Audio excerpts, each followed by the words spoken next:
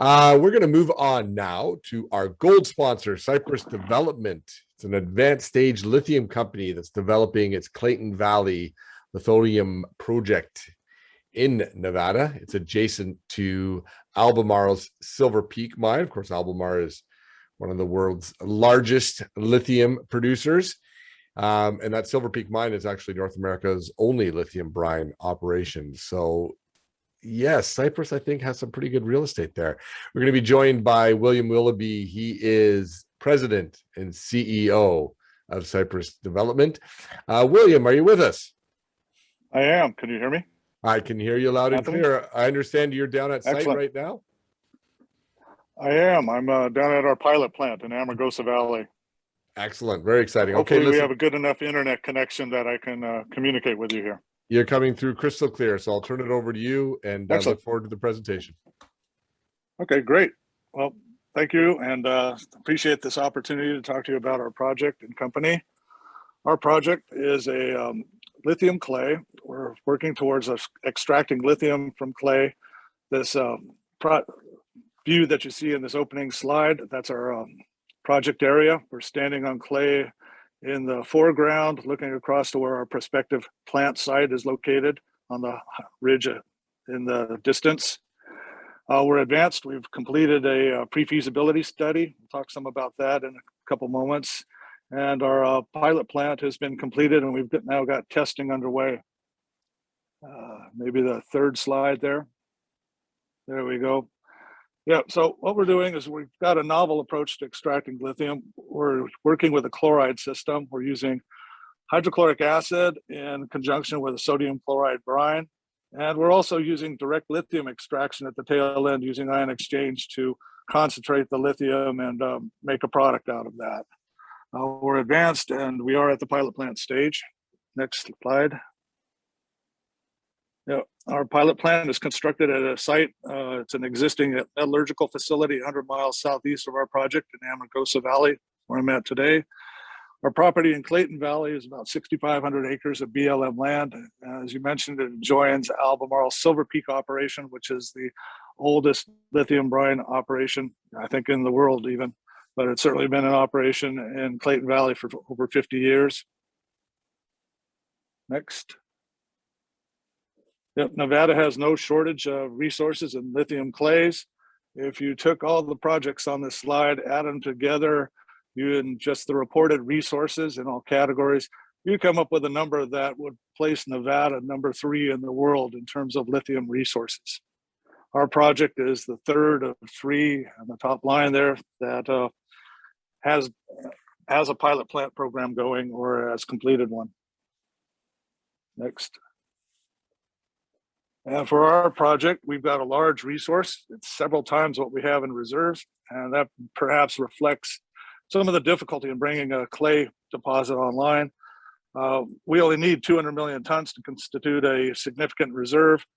Our limiting factor for our project when we looked at it was just on the size we could scale it and a reasonable amount of sulfur that we could bring in for acid supply. Let's go next. There are a number of features of our deposit to make it attractive. We've got excellent continuity of our grade throughout the deposit. There's no interbeds, waste beds that we have to worry about, and it's relatively low acid consumption. It's also right at the surface, has a thin gravel veneer, is soft material that could be easily excavated. Yep. These features are all reflected in our PFS. This was done last year and updated this year. PFS was done based on sulfuric acid leaching. It produced really robust economics, even at a base price of $9,500 a ton for LCE.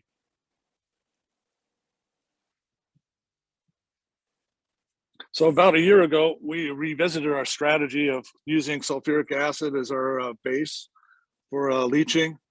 We looked at some of the past metallurgical work we've done and we started rethinking our process. And we found that a chloride approach using hydrochloric acid and brine was quite effective, and also enhanced the project from a number of aspects, environmentally and also in processing.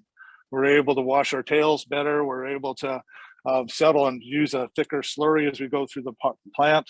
That leads to lower amount of water, makeup water that we need for the process. And this year, it's been a really busy year for Cypress. We've done a lot of financing, a lot of changes in the company. We secured some water rights. And the main thing is pulling this all together for the pilot plant. Key element of the pilot plant is we secured a license from Chemionics to a process called LionX, which is based on ion exchange. And that's the foundation of our DLE, direct lithium extraction tech, for the project. And this is a slide showing the configuration of our pilot plant, relatively simple.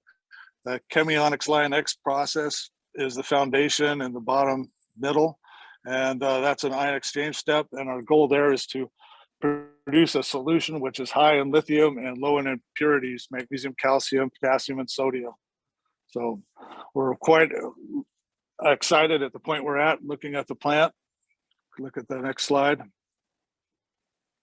That's a view of the interior of the plant. We've got our process water tanks to the right, green jacketed tank in the center is our leaching tank.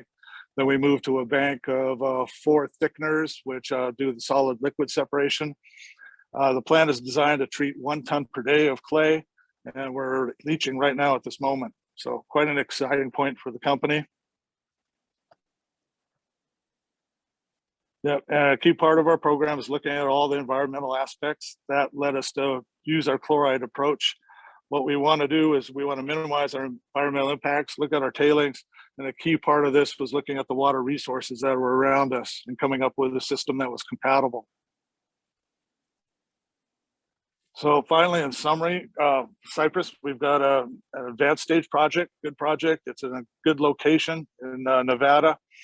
Lithium is a timely commodity right now, and we're just at an exciting point looking for forward to our results from our pilot plant. Excellent stuff. Thank you for the time there. So, thanks so much, Bill. I mean, this is timing this wonderfully in the market and being in such a great jurisdiction like Nevada. No surprise that there's interest here with our delegates. We have a couple of questions for you. One from Janik. Are you satisfied with how the pilot plant is running? As much information as I can give right now, yes. We got all the processes in the plant from start to finish working and functioning well. So it's just a case now of tuning everything in and working on the results.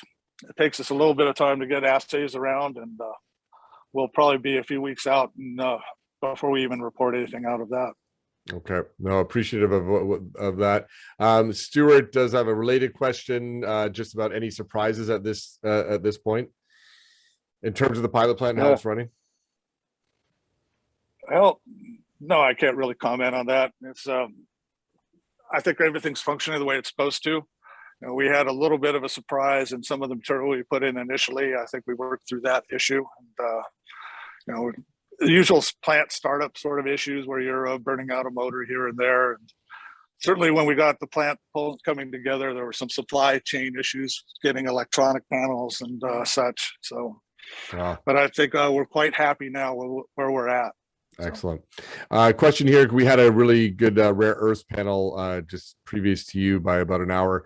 Question picking up on that. Rare earths were mentioned previously. Are you looking at extracting any rare earths in the pilot plant? Well, we're certainly conscious that we've got some rare earths in the solution stream, which is coming off the leach tank.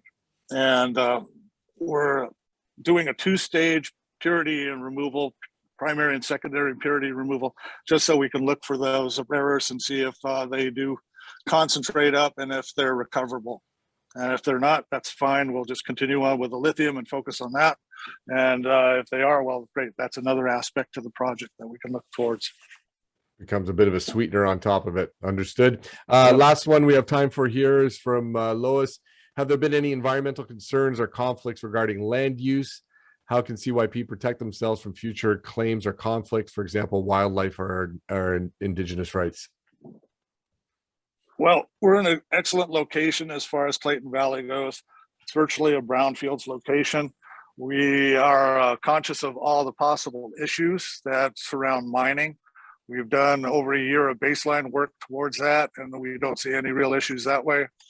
Our project is actually fortunate in the way it's sitting because it's up above the water table. There's surface waters around it, but there's no seep springs or groundwater that we are there present at all that we have to be concerned about. So good location for that. All right. Excellent. Bill, thank you for joining us from the pilot plant. It is an exciting time for Cypress development. With the pilot plant going on, you mentioned getting the water rights recently in early November. Really good news flow that you guys have been generating. So congrats on that, and hope things keep going your way going forward. Yep. Well, thank you and everyone for having us here today. Excellent. We appreciate it. Super, Bill. Okay. We'll talk to you tomorrow. Thanks. Bill will be back tomorrow for those that have more follow-up questions. Cheers. Oh, great. Look forward to that.